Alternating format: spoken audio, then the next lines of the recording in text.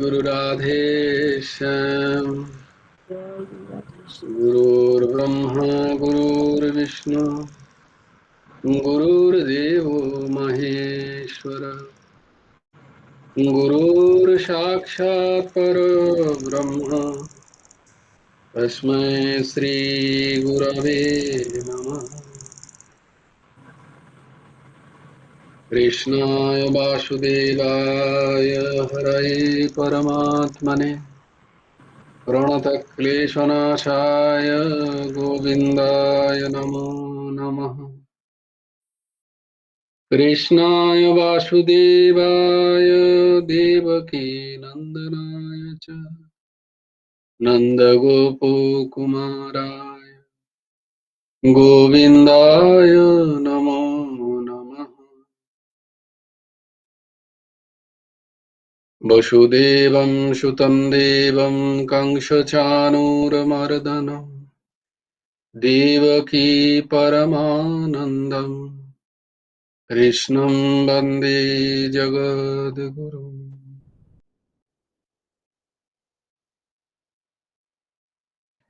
আমরা যে শ্লোকগুলো করছিলাম সেগুলো একবার করি।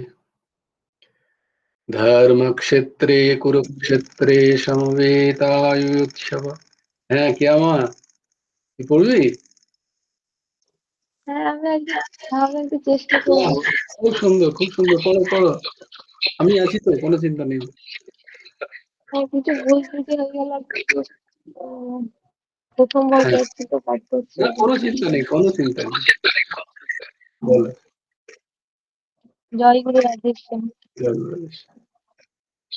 ধর্মক্ষেত্রে কুরুক্ষেত্রে সমবেতাयुत्सवः मामकाः पाण्डवश्चैव किमु कुर्वत सञ्जय। यत्र योगेश्वरः कृष्ण यत्र पार्थो धनुर्धरः तत्र श्रीविजया भूतिर्भुवः नीतिर्मतिर्मम। यदा यदा हि धर्मस्य ग्लानिर्भवति भारत अभ्युत्थानमधर्मस्य तदात्मानं सृजाम्यहम्। परित्राणाय साधूनां विनाशाय च दुष्कृतं धर्मसंस्थापनार्थाय सम्भवामि युगे युगे।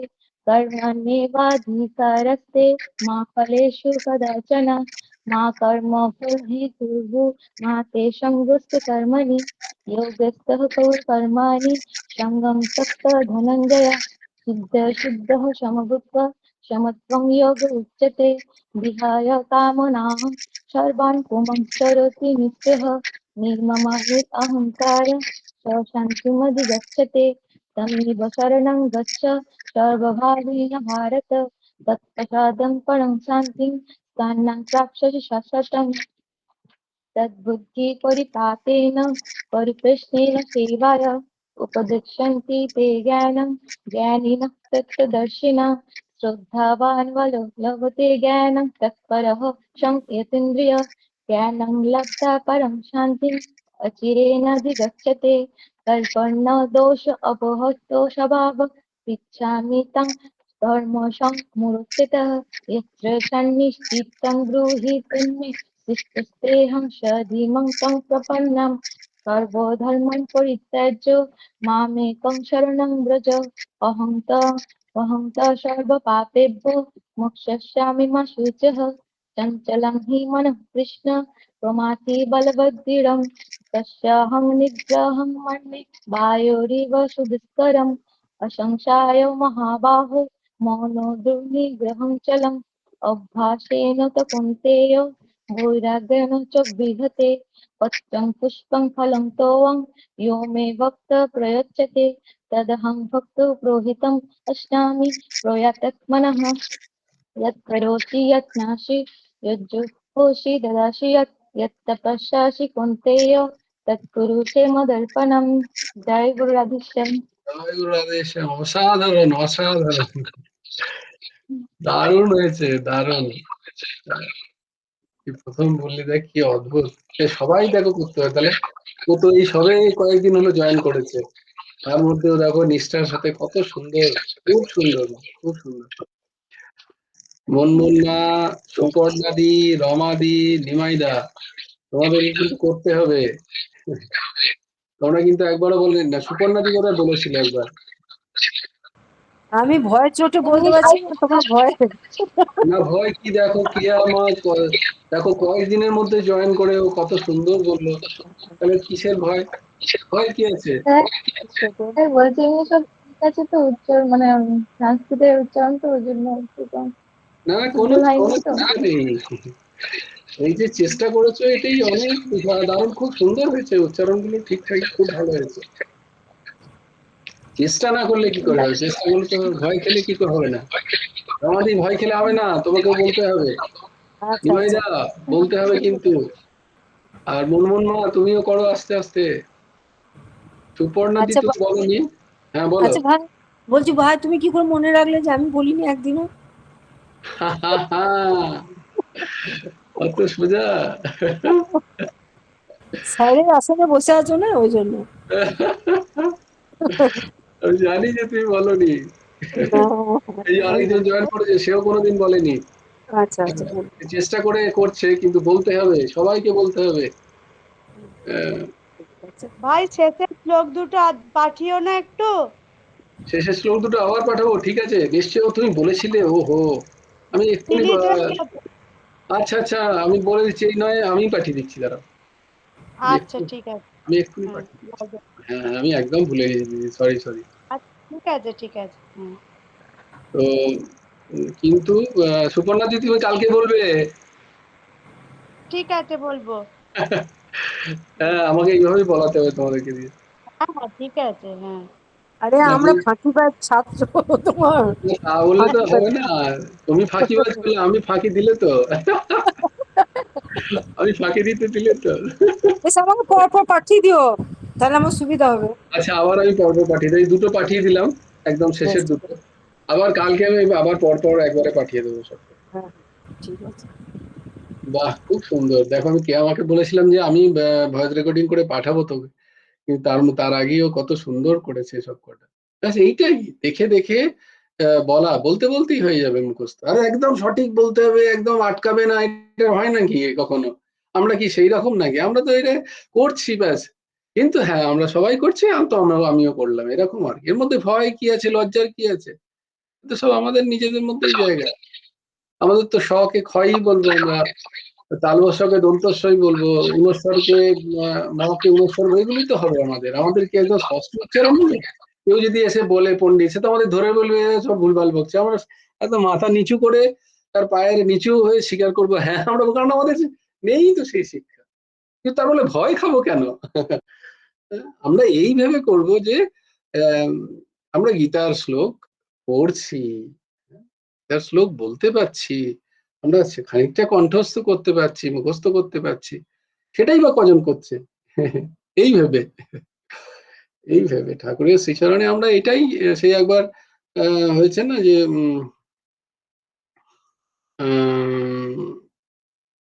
এই তোমাদের বোধহয় আগেও বলেছি যে উম, নমস্তস্যৈ নমস্তস্যৈ নমস্তস্যৈ নমো নমঃ।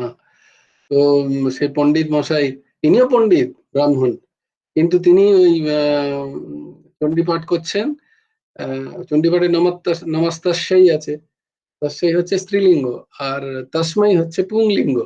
তো তিনি পাঠ করেন নমস্তস্মৈ নমস্তস্মৈ নমস্তস্মৈ নমো নমঃ।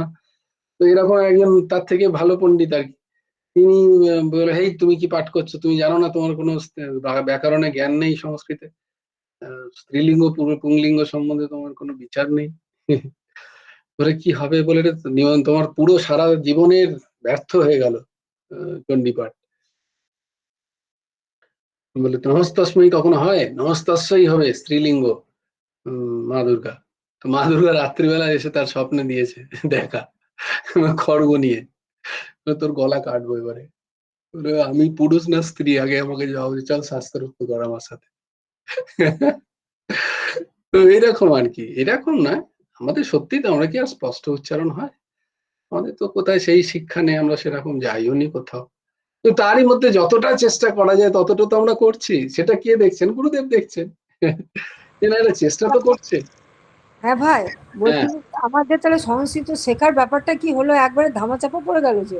ধামাচাপা পড়েনি, ওর জন্য একটু সময় লাগবে, বললাম না 9-10 বছর লাগবে একটু সময়। ও আচ্ছা আচ্ছা। আমি নিজে পড়তে পারছি না, একদম একদম পড়াশোনা হচ্ছে না আমার।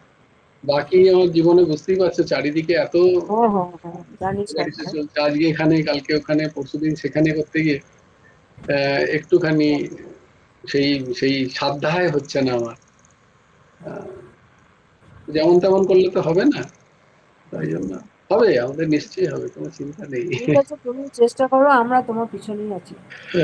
হ্যাঁ হ্যাঁ, ওই সেই নেতাদের মধ্যে তুমি আগে বাড়ো হাম তোমার পিছিয়ে, তো নেতা খানিকক্ষণ পরে গিয়ে দেখলো পেছনে আর কেউ নেই, তখন সামনে কেউ এসছে, তখন যারা পেছনে হাম তোমার আগে বাড়ো, তো তুমি তো আগে বাড় গে, পেছনে দেখছে আর কেউ নেই। না সেরকম। না, আমরা থাকবো, ভাইয়ের পিছনে দিদি থাকবে না, এটা কখনো হয়? না, সেই জন্যই তোমার কোনো চিন্তা নেই, ভাই আছে। ঠিক আছে, জয় গুরু রাধেশ্বর। তো আমরা সবাই চেষ্টা করবো যাতে আমরা এগুলো পড়তে পারি অ্যাটলিস্ট সরল ভাবে, হম, বিনা বিনা আটকে।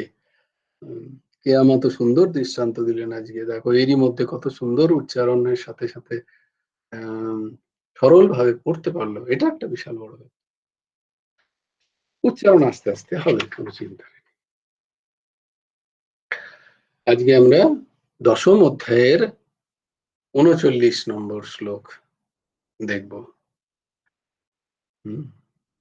কালকে 38 নম্বর শ্লোক আমরা দেখেছি, আজকে 39 নম্বর শ্লোক। यच्चापि सर्वभूतानां बीजं तदहम् अर्जुन, यच्चापि सर्वभूतानां बीजं तदहम् अर्जुन, न तदस्ति विना यत्क्षन् मया भूतं चराचरम्, न तदस्ति विना यत्क्षन् मया भूतं चराचरम्, यच्चापि सर्वभूतानां बीजं तदहमर्जुन, न तदस्ति विना यत्क्षन् मया भूतं चराचरम्। अर्जुन, এবং হে অর্জুন, সর্বভূতানাম, সর্বপ্রাণীর, ইয়ৎ বীজম, যে বীজ মূল কারণ, তৎ অপি অহম, সেই বীজ আমি, ময়া, আমা, বিনা ব্যতীত, তৎ চরাচরম, সেই চরাচরে, ইয়ৎ ভূতম, কোন প্রাণী, নাস্তি, নেই, স্যাৎ, অর্থাৎ চরাচরে সবই আমি। হে অর্জুন, সর্বপ্রাণীর যা বীজ, সেই বীজ আমি, কারণ আমা ব্যতীত চরাচরে কোনো প্রাণী নেই, অর্থাৎ চরাচরে সবই আমি। তো ভগবান কি বলছেন দেখো, যেটা আমরা কালকে শেষের ব্যাখ্যায় যেটা আমরা করছিলাম, সেটাই ভগবান তার ভাব ব্যক্ত করছেন। তো এই যে এতগুলো শ্লোকে ভগবান যে তার তো মোট 82টা বিভূতির কথা তিনি বলেছেন, এই এতগুলো শ্লোকে 20 থেকে 39 নম্বর শ্লোকে, প্রায় 19টা শ্লোকে তিনি 82টা, 82 নাম্বারের 82 বিষয়ের বিভূতির কথা তিনি এখানে ব্যক্ত করেছেন। এই ব্যক্ত করার পরেও যে মূল ভাব, যেটা ভগবান প্রথম থেকেই দিয়ে আসছেন অর্জুনের প্রশ্নের উত্তরে, সেই ভাবটা তিনি আবার ব্যক্ত করছেন। কিন্তু মূলত যেহেতু আমাদের সেই ভাবে পৌঁছতে পৌঁছানোর জন্য সময় সাপেক্ষ, সাধন সাপেক্ষ, বিবেকের উদ্রেক হওয়ার প্রয়োজন আছে, মনের নির্মলতার হওয়ার প্রয়োজন, চিত্তের সেই ব্যাপ্তি বিস্তৃতি হলে তবে কি আমরা সেই মূল যে ভাব সেটাকে গ্রহণ করতে পারবো, ধারণ করতে পারবো, এবং তার দর্শন হবে আমাদের, তার নিধিধ্যাসন হবে, আচরণ হবে। কিন্তু সেটা তো একটুখানি সময় সাপেক্ষ। তাই ভগবান এখানে অর্জুন যখন দেখলেন যে সেই মূল জায়গায় যাওয়ার অনেক রাস্তা আছে, জ্ঞান মার্গ, যোগ মার্গ, কর্ম মার্গ, ভক্তি মার্গ, এই ভক্তি মার্গের সহজতা, সরলতার কথা চিন্তন করে অর্জুন বললেন এই ভক্তি মার্গ তো সোজা সেই জায়গায় যেতে, সেই একই উপলব্ধির জায়গায় যেতে। তো সেখানে একটা প্রশ্ন আসতে পারে যে এই ভক্তির মার্গে আমি আপনাকে কিভাবে চিন্তন করব, কোন ভাবে আমি স্মরণ রাখতে পারি আপনাকে। হ্যাঁ, তো সেইখানে ভগবান তাই জন্য তিনি নিজের বিভূতির বর্ণনায় এই গোটা অধ্যায়কে তিনি আরোপ করলেন। কিন্তু অন্তিমে কিন্তু তার যে মূল ভাবনা, গীতা, উপনিষদ, বেদ, যত শাস্ত্রের যা মূল বিষয় চিন্তন, যেটা যে তত্ত্বমূলক যে কথা, যে মূল জ্ঞান যেটা আমাদের প্রয়োজন, সেটা ভগবান আবার বলছেন এখানে। এই সমস্ত বিভূতি, ওই যেটা আমরা গুলিয়ে ফেলেছিলাম কালকে, যে প্রশ্নটা ওই জন্য আসছিল যে আমরা যে বিভূতিকে মনে করে কি করব, বা এটা মনে করে কি হবে, না মনে রাখতে হবে যে আমাদের যেতে হবে অনেক দূর, আমাদের যেতে হবে তো ডক্টরেট করার জন্য, কিন্তু তার আগে আমাকে আমাকে প্রাথমিকে ভর্তি হতে হবে, অ ক খ টা শিখতে হবে, না হলে হবে না কোনোদিনই। বলে অ ক খ শেখার ডক্টরেট অনেক দূর, বলে এইটা না হলে হবে না, এটা হতে হবে, ক্রম অনুসরণ করতে হবে, দুম করে লাফানো যাবে না, তুমি লাফাতে পারবে না, হাঁটু ছিঁড়ে যেতে পারে, এটা হয় না কখনো। তাই সিঁড়ি দিয়েই যেতে হবে ছাদে। তো সেই সিঁড়িগুলোর কথা তিনি প্রথমে বললেন, কিন্তু উদ্দেশ্য কি, লক্ষ্য কি, আমাকে যেখানে যেতে হবে, ছাদে যেতে হবে। লক্ষ্য আমার মাঝখানে থেকে যাওয়া নয়, লক্ষ্য আমার কোথাও একটা গিয়ে বসে থাকা নয়, লক্ষ্য আমার সেই মূল তত্ত্বে নিজেকে স্থির করা। তাই জন্য ভগবান আবার এখানে বলছেন, ইয়াচ্চাপি সর্বভূতানাং বীজম তদহম অর্জুন। ভগবান এখানে সমস্ত বিভূতির যে সার তিনি বলছেন, যে এই সমস্ত বিভূতি তো আমি বললাম, কিন্তু এছাড়াও, এই বিভূতি ছাড়াও এই জগতের যা কিছু ভূত, ভূত মানে অস্তিত্ব, এই অস্তিত্বের যা কিছুর বীজ স্বরূপ, বীজ মানে একটা বীজে ধরো একটা বীজকে যদি তোমাকে আমাকে সামনে দেওয়া হয়, আমি কি বুঝতে পারি যে এর মধ্যে পুরো একটি বৃক্ষ লুকিয়ে আছে? না, আমরা বুঝতে পারি না, কিন্তু সেই বীজেই পুরো বৃক্ষ লুকিয়ে থাকে। বীজই বৃক্ষ রূপে হয়, বীজ থেকে বৃক্ষ হয় না, বীজই বৃক্ষ রূপে হয়। তো এই রকম, তো ভগবান ওই বীজ স্বরূপ, সমস্ত সৃষ্টির বীজ স্বরূপ হচ্ছেন, মূল স্বরূপ, আধার স্বরূপ হচ্ছেন ভগবান। কারণ আমরা বারবার বলি ভগবান হচ্ছেন নিমিত্ত কারণও বটে, আবার উপাদান কারণও তিনি।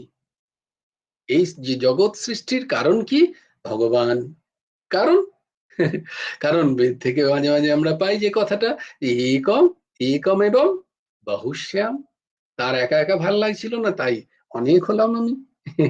এটা বিভিন্ন বিভিন্ন দার্শনিকের বিভিন্ন রকম চিন্তা, আমরা সেসবে এই চিন্তার গভীরে অত তর্কতে আমরা না গিয়ে এটুকু ভাবছি যে ভগবান এই জগৎ সৃষ্টি করেছেন, কিন্তু এবার জগৎ যে সৃষ্টি করলেন তার উপাদান পেলেন কোথা থেকে তিনি? কারণ তার আদিতেও তিনি একা, পরেও তিনি একা, মহাপ্রলয়ের পরেও তিনি সেই ক্ষীর সমুদ্রে ভগবান শয়ন করে আছেন। তাহলে জগৎ যে সৃষ্টি হলো তার উপাদান কোত্থেকে এলো?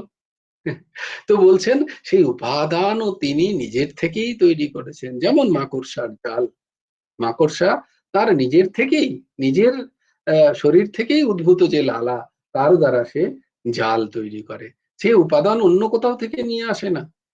তো তেমনি ভাবে ভগবান যেমন এই সৃষ্টি যখন তিনি সৃষ্টি করছেন, তখন তার উপাদানও তিনি নিজেই হচ্ছেন, নিজের থেকেই নিচ্ছেন। তাই এটাকে বলা যায় যে তিনি সৃষ্টি হচ্ছেন, তিনি করছেন না, যেন তিনি সৃষ্টিও হচ্ছেন বিভিন্ন রূপে, বিভিন্ন নামে, বিভিন্ন উপাদান দিয়ে তিনি যেন নিজেই নিজেকে তৈরি করছেন। উপাদান কারণও তিনি, জগতের সৃষ্টিকর্তাও আমি, আবার জগৎ রূপে সৃষ্টও আমি হয়ে থাকি। আমি সৃষ্টিকর্তা, আর আমি সৃষ্ট হয়ে যাচ্ছি, কারণ উপাদান আমি অন্য কোথাও কোথায় পাবো? আমি ব্যতীত আর কোথাও কিছু নেই। তাই তিনি বারবার বলছেন, বীজের বীজের কথা তিনি বারবার নিজেকে বীজ হিসাবে প্রকাশ করছেন। কখনো বলছেন আমি সনাতন বীজ, কখনো বলছেন আমি অব্যয় বীজ। এখানে তিনি বলছেন আমি বীজ স্বরূপ। বীজ স্বরূপ মানের কথা হচ্ছে যে সেই আধার, তিনিই একমাত্র আধার, যেখান থেকে এই জগৎ আমরা দেখতে পাচ্ছি। তো তাই এই যে কথার তাৎপর্য হলো যে আমি যেমনকার তেমন ভাবেই থেকেই জগৎ সংসার রূপে প্রকটিত হই, এবং জগৎ সংসার রূপে প্রকটিত থেকেও ওই সমস্ত বস্তুতে যেমনকার তেমন ভাবে পরিব্যাপ্ত থাকি। যেটা যেটা বেদের উপনিষদের কথা, বেদের কথা। কি কথা?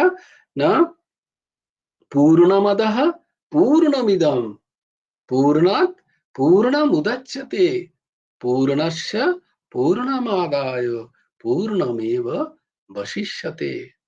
এটা বৃহদারণ্যক উপনিষদে আছে, 5 নম্বর অধ্যায়ের 5 নম্বর স্কন্ধের 1 নম্বর অধ্যায়ের 1 নম্বর শ্লোক। আবার ঈশাবাস্য উপনিষদও আছে এই কথা। ওম পূর্ণমদঃ পূর্ণমিদম পূর্ণাৎ পূর্ণমুদচ্যতে পূর্ণস্য পূর্ণমাদায় পূর্ণম এব পূর্ণমেব অবশিষ্যতে।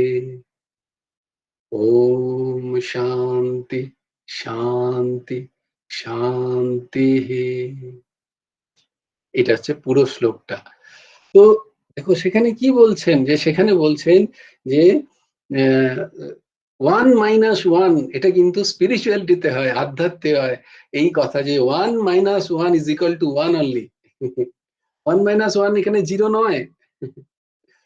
1 থেকে 1কে বাদ দিলে একই থেকে যাচ্ছে। হ্যাঁ, একই থেকে যাচ্ছে। এটাই হচ্ছে শাশ্বত, সনাতন, অব্যয়, বীজ স্বরূপ ভগবানের ভগবানের প্রকাশ, তত্ত্ব। এই তত্ত্বকে মাথায় রাখা, এটা হচ্ছে তত্ত্বজ্ঞান। এই হচ্ছে তত্ত্বজ্ঞান। বারবার যে আমরা তত্ত্বজ্ঞানের কথা শুনি, এইটা হচ্ছে তত্ত্বজ্ঞান, যে তিনি এক। হ্যাঁ, এক, তিনি বহু রূপে প্রকাশ হয়েছেন মাত্র বস্তুতঃ হম এই জগৎ সংসারে। এই এই এককে জানা, এই এককে বোঝা হচ্ছে আমাদের আধ্যাত্মিক পথের লক্ষ্য। তাকে চিনে নেওয়া, এটাই আমাদের লক্ষ্য। কিন্তু তার আগে আমাদের এই বিভিন্ন ধাপ দিয়েই যেতে হবে, তা নাহলে চেনা যাবে না। এমনি এমনি বললে এগুলো বলা হয়ে যায়, কিন্তু এর কোনো বোধ হয় না আমার। আমি বলতে পারবো যে সব এক, কিন্তু বোধ হচ্ছে না। নিজের কষ্ট হলে তখন অপরকে অপরকে ঠকাতে আমার কোনো দ্বিধাবোধ হচ্ছে না। নিজের মানে নিজের দেহের, আমি তো নিজেকেই চিনি না। আমি সেই এককে চিনবো কখন? যখন সেই এককে আমি নিজের মধ্যে আগে দেখবো। আমি তো নিজেকেই চিনি না আগে, আমি তো দেহটাকেই নিজে বলে ভাবি, আর সেই দেহ সম্বন্ধীয় যা যা কিছু, তা সবকিছুকে নিজের বলে ভাবি। আমি দেহ, আর এই দেহ সম্বন্ধ যা কিছু সব আমার। এই বোধহয় গেল গেল গেল গেল, এই বোধহয় এলো, এলে ভালো, গেলে খুব দুঃখ। এই এই চক্করেই আমাদের চলে যাচ্ছে। আধ্যাত্মিক চর্চাও নেই, আর তার বোধও নেই। তাহলে এটা বোধ করা খুব শক্ত। চর্চা করার পরে, শ্রবণ করার পরে এইটাকে এইটাকে অনুভব করা, এইটাকে জীবনের মধ্যে জীবনের মধ্যে এটাকে অনুভব করা, এটাকে দেখা, এইটা হলো আধ্যাত্মিক চর্চা, এইটা চর্চা। আর এইটার জন্যই সবকিছু। এটাই তত্ত্বজ্ঞান। তিনি বীজ স্বরূপ। তত্ত্বম আসিহি, তত্ত্বম আসিহি। এই দেখো বিভিন্ন বেদের এগুলো মহাবাক্য বলা হয়, এগুলোকে মহাবাক্য বলা হয়। ঠিক আছে, ওই মহাবাক্য পড়া যায় না। ন তদস্তি বিনা যৎস্যান ময়া ভূতম চরাচরম। জগতে জড় চেতন স্থাবর জঙ্গম চর অচর যা কিছু দেখতে পাচ্ছি, যা কিছু, তার কিছুই আমা ব্যতীত হওয়া সম্ভব নয়। ভগবান বলছেন তোমরা যা কিছু দেখছো তা সব কিছু আমি, আমা ব্যতীত আর এখানে কোথাও কিছু নেই, এই সব কিছুই আমি। প্রকৃত মূল তত্ত্বটি জেনে সাধক কি করবে, তার ইন্দ্রিয় মন বুদ্ধি, ভক্তি মার্গে এইটা সুবিধা। সে বলে যেখানেই যাক তোমার মন বুদ্ধি, জ্ঞান মার্গে এগুলোকে কনসেন্ট্রেট করতে হয়, করে নিজের মধ্যে দেখে। আর ভক্তি মার্গ বলছে না না তোমাকে এসব করতে হবে না, তুমি যেখানে যাচ্ছে যাক মন বুদ্ধি, সেখানেই তুমি বলো, ওখানেও ভগবানই আছেন। কারণ ভগবান গীতায় বলছেন এই সবই আমি, আমা ব্যতীত আর কিছু কোথাও নেই। তো সেই একই জিনিস, একই জায়গা, একই জায়গা, একই ভাব, একই জ্ঞান, সেই তত্ত্বকে, এক তত্ত্বকেই বিভিন্ন রূপে প্রকাশ মাত্র। এটাকে বলা হয় অন্বয় আর ব্যতিরেক পদ্ধতি। হ্যাঁ, ব্যতিরেক পদ্ধতি হচ্ছে না না না না করে এটা নয় এটা নয় এটা নয় করতে করতে নিজের দিকে আসা। তারপরে নিজেতেও না, আমি শরীর নই, আমি বাক্য নই, আমি প্রাণ নই, আমি মন নই, আমি অন্নময় কোষ নই। বিভিন্ন কোষ যে এই যে অন্নময় কোষ, এটা স্থূল শরীর অন্নময় কোষ, তারপরে প্রাণময় কোষ, তারপরে আনন্দ মনোময় কোষ, হ্যাঁ, তারপরে বিজ্ঞানময় কোষ, তারপর আনন্দময় কোষ। এই সব কেউ আমি নই নই নই করে করে এই পরে তারপরে যে থাকে, তার আনন্দময় কোষে যে কোষকেও যে অনুভব করছে, সেই সেই এবার ওই যে ব্যতিরেক করলাম, এটাও নয় এটাও নয় এটাও নয়, এইভাবে করতে করতে পৌঁছলাম। আর অন্যয় অন্যয় পদ্ধতি কি, অন্বয় পদ্ধতি কি, না এটাও তুমি এটাও তুমি এটাও তুমি, এখানেও তুমি এখানেও তুমি, সর্বব্যাপী বাসুদেবম সর্বম। এবং সেটা তো হচ্ছে না, তাই জন্য এই বিভূতি প্রথমে আমরা শুরুটা করি। প্রথমে আমরা মূর্তিতে ভগবানকে দেখি, প্রথমে আমরা ভগবানের মূর্তি স্বরূপ যে যারা ভগবানের পুজো করছেন তাদেরকে তার অবস্থান দেখি, যেখানে হচ্ছে সেখানে অবস্থান দেখি। এইরকম তো এইভাবে আমাদের আগিয়ে যাওয়া, আগিয়ে যাওয়া। তো এইগুলো জেনে যখন আমরা যারা যারা আধ্যাত্মিক চর্চা করছি, তারা দেখবো যে আমাদের মন বুদ্ধি যেখানেই যাক না কেন, সেখানেই আমরা ভগবানের কথা স্মরণ করব, সেখানেই আমরা আমাদের বিবেককে জাগৃত রাখবো। হম, আমাদের যেন কোনো অসৎ আচরণ না হয়ে যায়। ওই যে বলেছিলাম না, দুইজনকে বলেছিলেন, একজনকে বললেন তুমি ওই তরমুজটা কেটে আনো এমন একটা জায়গা, দুজনেই তরমুজ কেটে আনো এমন একটা জায়গায় যেখানে কেউ তোমায় দেখতে পাবে না, কোনো লোক নেই, কেউ তোমায় দেখতে পাচ্ছে না, এমন একটা জায়গা থেকে। তো একজন তো কেটে নিয়ে চলে এলো সঙ্গে সঙ্গে, আর একজন সারাদিন কেউ করলো, সে বললো না আমি তো যেখানেই যাচ্ছি ভাবছি ভগবান তো দেখছেন। এই দেখো, এটা হচ্ছে আধ্যাত্মিক স্তরের একটু উঁচু স্থিতি। হ্যাঁ, উঁচু স্থিতি, আমি যেখানেই আছি আমি দেখতে পাচ্ছি। তাহলে দেখবে নিজেরাই বুঝতে পারবে, এইভাবে যদি আমরা আচরণ করতে পারি, দেখবে নিজেদের জীবন কত সুন্দর হচ্ছে, কত সংযত হচ্ছে, কত একটা একটা একটা ফুলফিলিং লাইফ তৈরি হচ্ছে। হ্যাঁ, যথেচ্ছাচার হচ্ছে না ইন্দ্রিয়ের। হ্যাঁ, কারণ আমি কখনো একা নেই, আমার কখনো অসৎ আচরণ হবে না জীবনে। হম, আমি যদি, আমি যখন তথাকথিত আমি যেখানে একা মনে করি, সেখানেও যদি ভাবি না আমাকে তো প্রভু দেখছেন, তাই আমার সংযমিত হওয়া উচিত। তাহলে আমি অনেক পাপ কার্য থেকে বেঁচে থাকবো। সেই বলেছিলাম না যে এক মহাপুরুষ বলেন যে যে নিজের আহ যে নিজের একাকিত্বকে শুধরে নিয়েছে, যে নিজের গোপনীয়তাকে শুধরে নিয়েছে, সে সাধু, সে মহাত্মা হয়ে যায়। যে একান্তকে যে শুধরে নিয়েছে, যখন সে ভাবছে আমাকে আর কেউ দেখছে না, আমাকে কেউ বুঝতে পারছে না, তখন তার মনের স্থিতি কি, তার মানসিক কর্মচেষ্টা কি, সে সেইটাকে যদি শুধরে নিতে পারে, সে মহাত্মা হয়ে যাবে। সে প্যান্ট শার্ট পরলেও মনে মহাত্মা হবে, সে চুড়িদার পরলেও, টি শার্ট পরলেও মহাত্মা হয়ে থাকবে। কারণ মহাত্মা উপরের বিষয় নয়, বাহ্যিক বিষয় নয়, বেশ পরিবর্তন মহাত্মা নয়। আত্মা হচ্ছে মহা আত্মা, বস্তুত আত্মা মহান, সেটাকে চিনে নেওয়া, সেটা ভেতরের বিষয়, সম্পূর্ণ ভেতরের বিষয়। তো তাই জন্য যাই আমাদের বুদ্ধিগোচর হোক, মনোগোচর হোক, ইন্দ্রিয় গোচর যা কিছু, সবকিছুকে ভগবানের স্বরূপ বলে মেনে নেওয়া, এইটাই হচ্ছে ভগবত চিন্তন, নিরন্তর ভগবত চিন্তনের অদ্ভুত এক উপায়। যার চিন্তন দ্বারা তত্ত্বত ভগবান ছাড়া যে এই চরাচরে, এই সৃষ্টি চরাচরে আর কোথাও কিছু নেই, তার উপলব্ধি ধীরে ধীরে ধীরে ধীরে হতে থাকে। তো ভগবান যেই এত ছোট বড় উত্তম মধ্যম অধম এই সমস্তর কথা বলে যে বস্তুর দিকে দৃষ্টিগোচর করতে বলছেন না, বিভূতি কথার এই যে বিভূতিগুলো বলছেন, ৮২টা বিভূতি, এই ৮২টা বিভূতির মাধ্যমে আমাদের ফেঁসে থাকার কথা নয় ওই বিভূতিতে। বারংবার এটা, তাই জন্য প্রত্যেক বিভূতির প্রত্যেক শ্লোকের পরে দেখো এই দাস বলেছে যে এই বিভূতির মধ্যে যে মহত্বতা দেখছো, সেই বিভূতির মধ্যে ফেঁসে থেকো না। আমাদের কি হয়, চরাচর আমরা বিভূতিগুলো দেখলাম, এবার সেখানেই ফেঁসে রইলাম। আমাদের কি হলো যে আমরা যখন বললাম অসত্য গাছে ভগবান বলছেন আমি অসত্য, আমি অসত্য গাছকে পুজো করতে লাগলাম।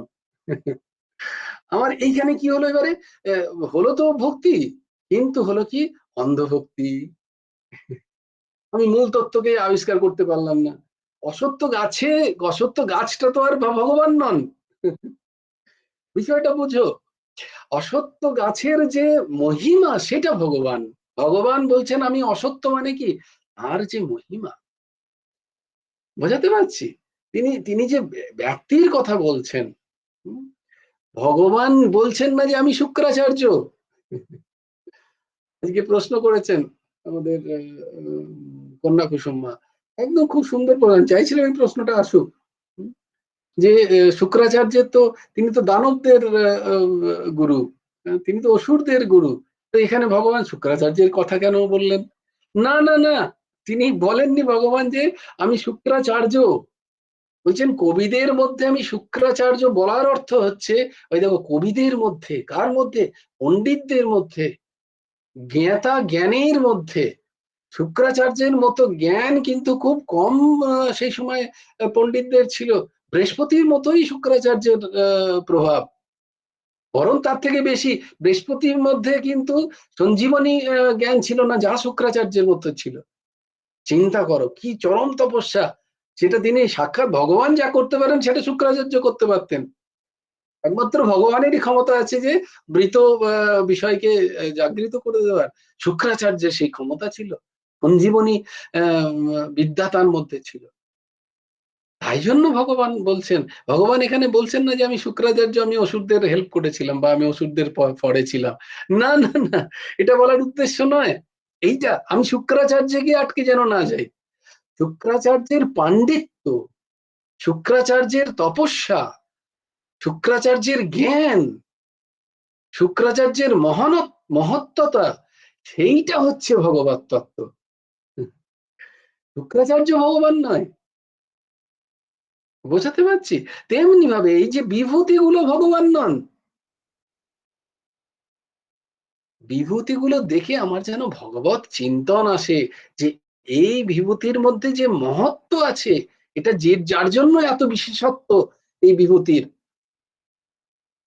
তাকে পুজো করার মধ্যে আমার যেন ভগবান স্মরণ হয়, যে ভগবান বলেছেন আমার বিভূতি এটি। হ্যাঁ, কারণ এর মধ্য থেকে যে সমস্ত বিশেষত্ব আমরা দেখতে পাচ্ছি, তার উৎস হচ্ছেন ভগবান। আমরা সেই জন্য এই বিভূতির কথা ভগবান বলছেন, সেই জন্য বলছেন। তো তো এই সমস্ত বিভূতিকে প্রণাম করা, পুজো করার উদ্দেশ্য হচ্ছে ভগবত চিন্তন করা, নাকি এই সমস্ত বিভূতির রূপে ফেসে যাওয়া, এই সমস্ত বিভূতির ফর্মে ফেসে যাওয়ার জন্য তিনি এই ব্যাখ্যা করেননি। এই বিভূতিকে দেখে ভগবত চিন্তন যাতে আমাদের হয়, তার জন্য এই ব্যাখ্যা। তাই জন্য তিনি আবার দেখো সবকিছু বলার পরে তিনি আবার বলতে বাধ্য হলেন যে এই বিভূতিগুলোতে ফেসো না, এর মধ্যে যে বীজ স্বরূপ, যা উৎস স্বরূপ, যে আধার স্বরূপ, যে সে আর কেউ নয়, সে আমি। তো এইরকম আমরা কি করি, আমরা ওই ওপরটা দেখে এবার মাতামাতি করি, এবার কেউ একজন করলো, এবার সেই নিয়ে ঝগড়াঝাঁটি শুরু হলো। আমরা আমাদের গভীরতায় যাই না, শাস্ত্র তত্ত্বের গভীরতায় না গিয়ে ওপরে ওপরে ভাসছি। তার ফলে আমাদের আর সেইটা প্রাপ্ত হচ্ছি না, ভগবানকে ধরতে পারছি না, তার বিভূতিগুলোকে ধরে নিয়েই ব্যাস আমাদের জীবন চলে যাচ্ছে, আমরা তো আর বুঝতে পারছি না। সেটা না, এইটা ধরার উদ্দেশ্য নয়, এইটা ধরার মাধ্যমে তুমি যারা মূল জায়গাটাকে ধরতে পারো, এগুলো সিঁড়ি স্বরূপ, যে যেতে হবে আমায় ভগবত চিন্তনে, সেইটা আমার মূল উদ্দেশ্য। তো এগুলোকে প্রণামের মাধ্যমে, এগুলোকে বিশেষত্বের মাধ্যমে আমাকে চিন্তন কি না, ভগবান, ভগবত তত্ত্ব, মূল তত্ত্ব যেটা। Okay.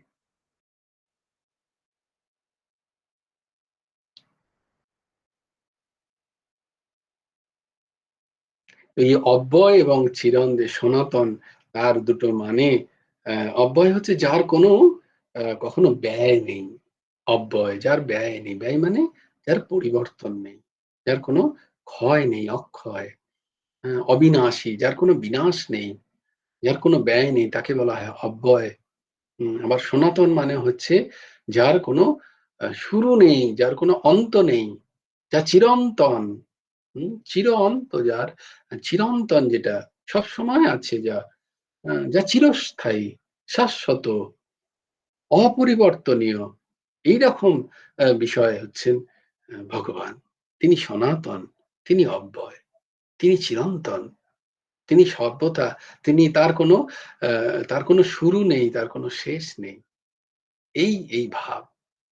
তো ভগবান তাকে ওই জায়গাতে যাতে আমাদের চিন্তা চিন্তন যায়, তার চেষ্টাটাই হচ্ছে এই স্পিরিচুয়াল জার্নি বা আধ্যাত্মিক আহ, সফর। জার্নি, সফরটা তো আবার উর্দু হয়ে গেল, জার্নির বাংলা কি হবে? পর্যটনটা কেমন যেন ঠিক ঠিকছে না এখানে। আধ্যাত্মিক যাত্রা, যাত্রা, Yes, আধ্যাত্মিক যাত্রা, এটাই আমাদের আধ্যাত্মিক যাত্রা। এটা একদিনে হবে না, সময় লাগবে। जय जय श्री राधे, जय जय श्री सीताराम, हर हर महादेव। भज गुरु हेमंत देव राधे श्याम, जप हरे कृष्ण हरे राम। जय जय श्री राधे, जय जय श्री राधे, जय जय श्री राधे। হরি বল, হরি বল, হরি হরি বল। জয় গুরুদেব, জয় গুরুদেব, জয় গুরুদেব। জয় জয় পরমংশ ঠাকুর শ্রী শ্রী হেমন্ত দেব জয়। জয় গুরু রাধে শ্যাম, রাধে শ্যাম, রাধে শ্যাম, শ্যাম শ্যাম রাধে রাধে, রাধে কৃষ্ণ, রাধে কৃষ্ণ, কৃষ্ণ কৃষ্ণ, রাধে রাধে। জয় গুরু রাধে শ্যাম। শ্রী গুরার্পণমস্তু, শ্রী হেমন্ত দেবার্পণমস্তু। জয় গুরু রাধে শ্যাম। সবাই ভালো থাকবে, সুন্দর থাকবে, সুস্থ